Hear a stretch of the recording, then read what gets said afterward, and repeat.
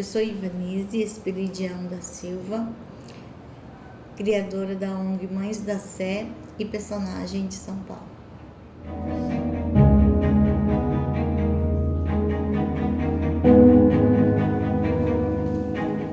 Eu tenho 53 anos, moro em São Paulo há 35 anos. Eu adotei São Paulo como minha pátria, né? A cidade para mim que eu escolhi para morar. Eu sou de uma cidade do interior de Alagoas, que fica a 52 quilômetros da capital, que chama São Luís do Quitunde, né? Tenho uma família muito numerosa, somos em 10 irmãos, filha de agricultores. Trabalhei na roça até os 18 anos, quando eu casei e vim morar em São Paulo. Os primeiros meses foram muito difíceis para mim, porque naquela época, há 35 anos atrás, a gente só se falava por carta, né? Não tínhamos a tecnologia que temos hoje. Então, eu me correspondia com a minha mãe através de carta. Toda semana eu recebia e eu mandava uma carta para ela e ela mandava para mim. E foram muito difíceis os primeiros meses de adaptação nessa megalópole, né, que é São Paulo. E aí eu logo quis ter filhos para me fazer companhia. E aí nasceu, dois anos depois nasceu minha filha Fabiana, e 11 meses depois nasceu a Fagna. E aí eu não quis mais ter filhos. Eu falei que não queria mais ter filhos, porque filhos tem que ser programado, uma coisa que você tem que ser programada. E a Fagna veio assim no susto, né? E até o dia 23 de dezembro de 95, na minha concepção de felicidade, eu tinha uma família feliz. Eu era uma mulher feliz. Eu tinha uma família, tinha um marido, tinha 2 filhas adolescentes, né? Muito inteligentes, muito bonitas, e tinha vários projetos para as minhas filhas e para mim. Naquele ano eu resolvi voltar a estudar. Eu tinha acabado de entrar numa universidade para fazer o curso de Direito. Foi quando a minha filha desapareceu, saiu para ir na casa de uma colega da escola, e ela não foi sozinha, ela foi acompanhada de uma outra colega que morava a 300 metros de distância da nossa casa. Elas foram lá, cumprimentaram a amiga que estava fazendo aniversário naquele dia, mas não tinha festa. Elas foram lá dar um abraço de feliz aniversário e voltaram. No caminho, elas se separaram. E de onde a garota disse que elas se separaram, não dá mais do que 120 metros de distância, porque eu morava no começo da rua, logo na entrada da rua eu morava. E quando eu cheguei em casa, quando ela saiu, eu não estava em casa. Quem estava em casa era minha caçula e o pai. E eu perguntei pela Fabiana, ela disse: a Fabiana saiu, mas ela já volta, mãe. E logo em seguida começou uma chuva muito forte. E eu deduzi que ela estaria esperando a chuva passar para voltar para casa.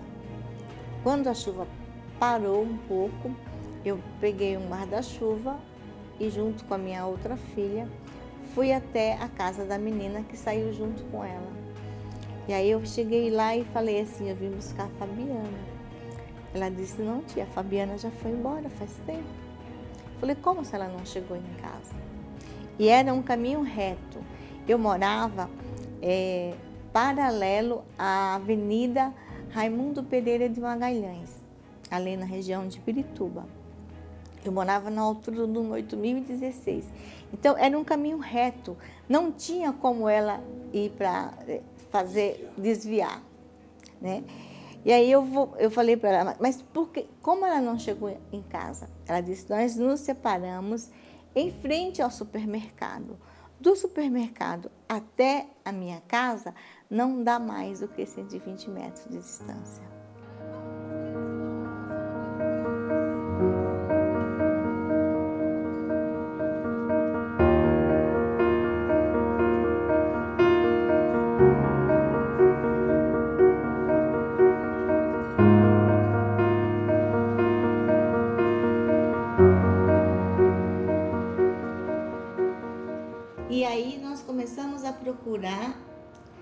nas ruas próximas de casa. Isso foi até umas 2 horas da manhã. Quando, de repente, eu ia e voltava para casa, ia e voltava para ver se ela já tinha chegado em casa, né? E aí, quando chegou uma hora, eu comecei a sentir uma sensação muito ruim. Uma sensação de que eu nunca mais ia ver a minha filha. Sabe? E eu fazia terapia já há 3 anos e eu aprendi a ter um autocontrole do meu sistema emocional. E eu falava para mim mesma: calma, Ivanice, calma, que você vai chegar em casa e ela vai estar. De repente eu me vi procurando pela minha filha debaixo das camas, dentro dos guarda-roupas, e a minha filha ter que me sacudir e falar: mãe, a Fabiana não é uma criança. A Fabiana não tem como se esconder dentro desse guarda-roupa. Aí eu acordei o pai dela, porque até então ele não estava sabendo de nada, ele estava dormindo. Aí eu acordei o pai dela e nós fomos na delegacia.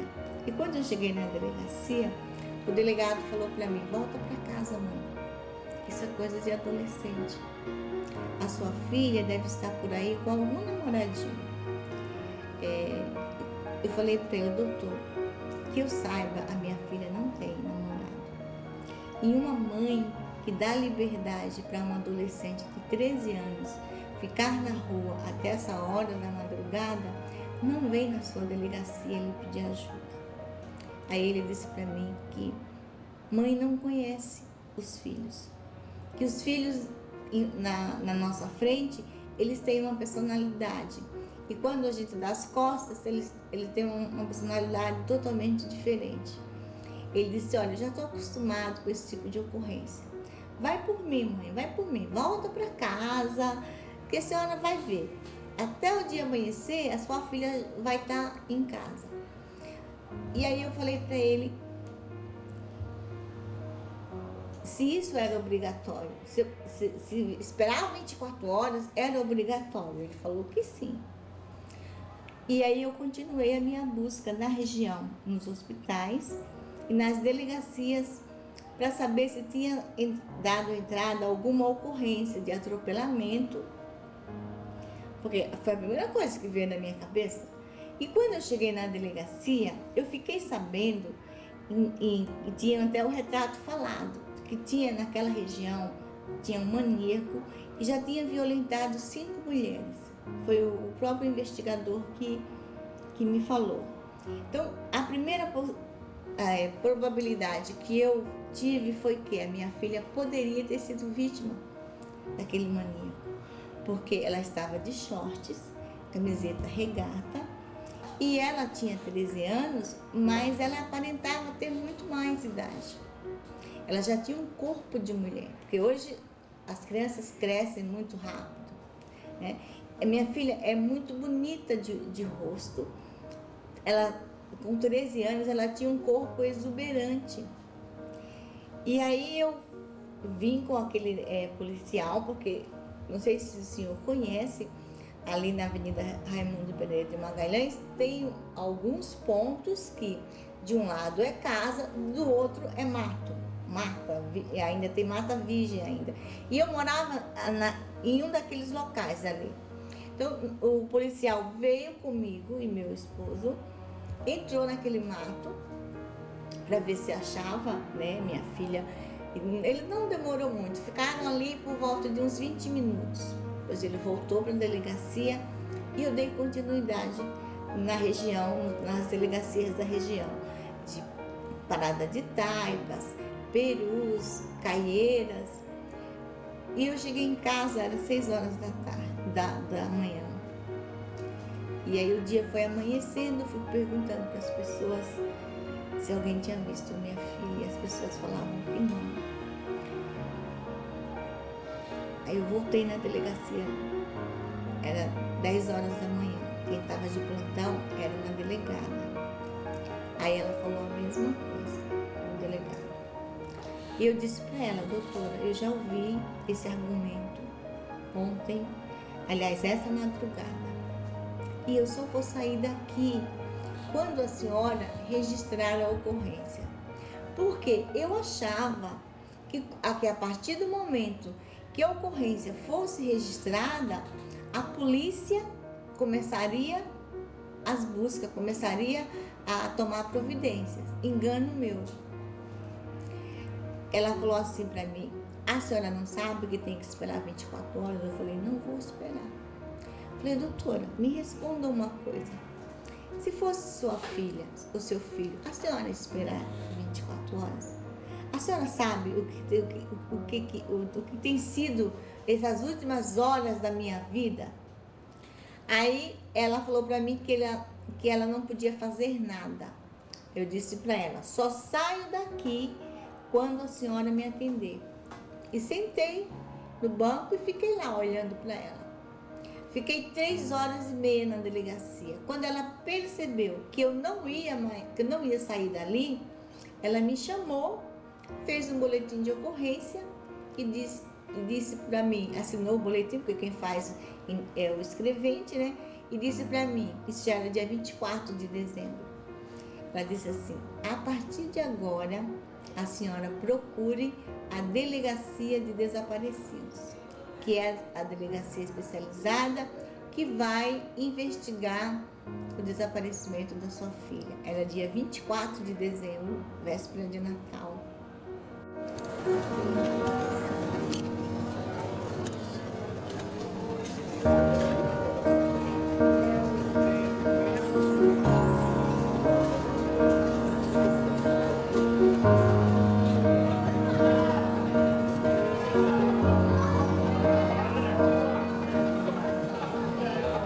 Eu procurei a minha filha por 3 meses, sozinha, em hospitais, em IMLs, em todos os lugares possíveis e imagináveis. Eu entrei em estado de choque durante 53 dias. O senhor pode não acreditar, mas eu não comia e eu não dormia. A única coisa, eu tomava medicações fortíssimas, porque o meu psiquiatra, ele triplicou a dosagem do calmante que eu tomava para ver se eu conseguia dormir. Mas eu pus na minha cabeça que se eu dormisse, o telefone ia tocar e eu não ia ouvir. A campainha ia tocar e eu não ia ouvir. Então, durante o dia, eu ia para os hospitais e para os IMLs. Nos IMLs, eu voltava a cada IML de 2 em 2 dias. Por quê? Eu chegava no IML e lá não tinha, os IMLs não eram informatizados. Eles davam um álbum de fotografias de pessoas que foram enterradas como indigentes, para você olhar. Aí você olhava aquele álbum de pessoas que deram entrada a partir do desaparecimento do seu filho. E aí você não encontrava, e eu ouvi muito isso: olha, mãe, você tem que voltar daqui a 2 dias, porque nós ficamos somente 72 horas com o corpo. Se a família não procurar, ele é enterrado como indigente. Um sequestro não tinha por que a minha filha ser sequestrada. Eu não sou uma pessoa rica, né? Eu sou uma pessoa pobre. O pai dela era motorista de ônibus, essa era a profissão do pai dela. Então não tinha por que alguém sequestrar a minha filha, né? E mesmo que isso acontecesse, nunca houve pedido de resgate, né? Eu cheguei à beira da loucura, porque durante o dia eu estava nos hospitais e nos IMLs. À noite eu vinha para as ruas, aqui na Praça da Sé, em Anhangabaú, Praça Princesa Isabel, todos na Cracolândia.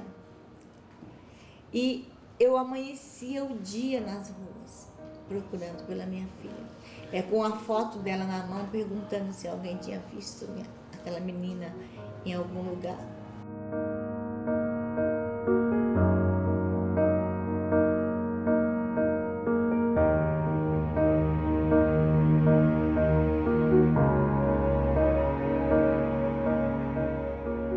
O que eu recebi até hoje foi pessoas que ligaram e falaram assim: olha, eu vi uma pessoa parecida com a sua filha. Mas nunca alguém que falasse: eu vi a Fabiana em algum lugar. Sempre alguém que falou assim: eu vi uma pessoa parecida. E eu fui atrás. Não só aqui no estado de São Paulo, como em outros estados.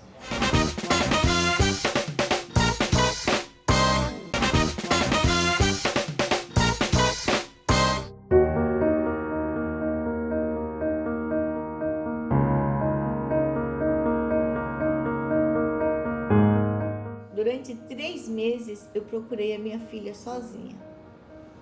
Até que um dia eu conheci uma instituição no Rio que chamava-se Centro Brasileiro em Defesa dos Direitos da Criança e do Adolescente. E eu liguei nessa instituição e cadastrei a minha filha. E aí, algumas semanas depois, eles me ligaram me chamando para participar da novela Explode Coração, da Glória Pérez, né? Porque como ela faz em todas as suas novelas, ela aborda um problema social. E na novela Explode Coração, ela colocou o desaparecimento de pessoas, porque ela conheceu as mães da Cinelândia, que eram mães que se reuniam todas as segundas-feiras nas escadarias da Cinelândia, e um dia ela passando por ali, sentou ao lado daquelas mães e começou a ouvir as histórias delas. E aí ela colocou dentro da novela Explode Coração esse tema. E aí eles me convidaram para participar, falando que no decorrer da novela, eles iam colocar vários depoimentos de várias mães que tinham filhos desaparecidos. E eu aceitei imediatamente. Era a primeira oportunidade que eu tinha de mostrar a foto da minha filha numa das maiores emissoras de televisão, né? E eu alimentei uma esperança muito grande. Eu falei: agora eu acho minha filha. Então, para o senhor ter uma ideia, a matéria saiu no sábado, no dia 24 de fevereiro, 24 de março. No domingo, eu já estava no programa de televisão. E aí as pessoas perguntavam para mim quando e onde encontrar. E naquela ocasião, as pessoas se reuniam e faziam seus protestos na Praça da Sé. Hoje elas vão para Paulista, mas naquela ocasião faziam na Praça da Sé. E eu sempre vi a Praça da Sé como centro, né, das manifestações e reivindicações da sociedade como um todo. E eu marquei com aquelas pessoas de me encontrar com elas no próximo domingo, que era o último domingo do mês, nas escadarias da Catedral da Sé, porque as mães do Rio se reuniam nas escadarias da Cinelândia. E aí nós combinamos de encontrarmos nas escadarias da Catedral da Sé. Quando eu cheguei no dia 31 de março de 96, aquelas escadarias estavam repletas, de ponta a ponta, de mães, de pais, de familiares, cada um com seu cartaz nas mãos, né? Era uma cena bonita, mas era muito triste, porque você olhava, em cada rosto estava estampado o sofrimento, sabe? Aquelas mães chorando. E eu não tinha noção da quantidade de pessoas que tinha em São Paulo desaparecido. E no dia seguinte, todas as matérias e a imprensa inteira estava lá. Todas as emissoras de televisão estavam lá para cobrir o nascimento do movimento Mães da Sé. E todas as matérias que saíram no dia seguinte, e até no próprio domingo, dia 31, saiu no Fantástico, nasceu em São Paulo hoje um movimento de mães que têm filhos desaparecidos, as Mães da Sé. E assim nós ficamos conhecidas como as Mães da Sé. Não fomos nós que nos intitulamos com esse nome, foi a própria imprensa que colocou esse nome, Mães da Sé, pelo fato de estarmos nas escadarias da Catedral da Sé. Nós temos, em 19 anos, nós já encontramos 4.233 pessoas. Todas essas pessoas só foram localizadas porque a foto delas estavam sendo divulgadas em algum lugar, né? A imprensa tem sido muito parceira nossa. Os veículos de comunicação têm sido nosso principal aliado nessa luta. A imprensa tem feito o seu papel social, investigativo, denunciativo, entendeu? O desaparecimento, ele deixa várias sequelas. Como eu falei no começo, eu fiquei num estágio de depressão muito grande, ao ponto de eu não querer mais viver. Eu falava, para que viver sem minha filha? A vida para mim não tinha mais sentido sem a minha filha, porque nós, enquanto pais e mães, não estamos preparados para perder os nossos filhos. Como toda mãe, eu tinha um sonho para as minhas filhas, que elas estudassem, se formassem, tivessem uma profissão definida, casassem, me dessem netos, e de repente isso tudo acabou. A minha vida parou no dia 23 de dezembro de 95.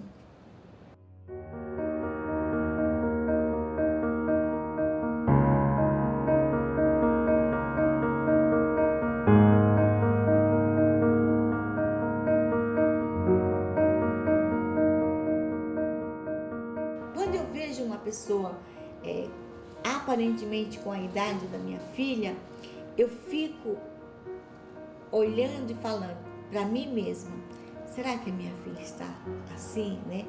Você fica imaginando, já se passaram quase 20 anos, é muito tempo para uma mãe. São quase 20 anos de um silêncio profundo, sabe? E tem dias que essa dor, eu não sei assim, lhe definir o tamanho dela. Não queira imaginar, sabe? É uma dor que dói a alma. Que, assim, o vazio que a minha filha deixou dentro de mim, nada do que eu faço preenche. Eu perdi a minha mãe há 8 meses. Mas eu sei que a minha mãe foi enterrada, que ela morreu. E ela não vai mais voltar. Agora, há quase 20 anos, eu procuro pela minha filha. E nem o direito de enterrar a minha filha eu não tive até hoje. E o Estado me deve essa resposta.